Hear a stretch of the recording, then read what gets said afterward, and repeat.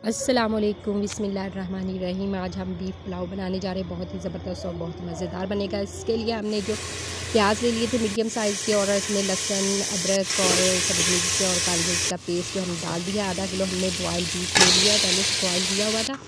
और सब्ज़ 3 मिर्चें ले ली हैं, लेमन का रस ले लिया है। और हम इसकी बनाई करेंगे अच्छी तरह से 15 मिनट के लिए, क्योंकि हमारा जो बीफ है वो गला हुआ है।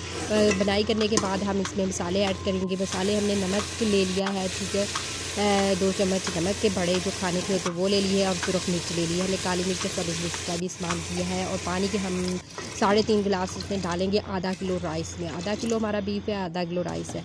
अब हम इसको पानी डालने के बाद हम इसको कवर कर देंगे। पानी हमारा उबलने लग गया, इसमें हम राइस ऐड कर देंगे। राइस का पानी खुश्क हो चुका है और इसे दम पे लगा देंगे 15 मिनट के लिए। और जो मज़ेदार से जो हमारे राइस हैं वो तैयार हो चुके हैं और बहुत ही मज़े के और बहुत ज़बरदस्त बने हैं। अगर आपको ये रेसिपी अच्छी लगी हो तो हमारी लाइक कर दें, शेयर कर दें, कमेंट्स में अच्छा सा कमेंट्स कर दें, ठीक है।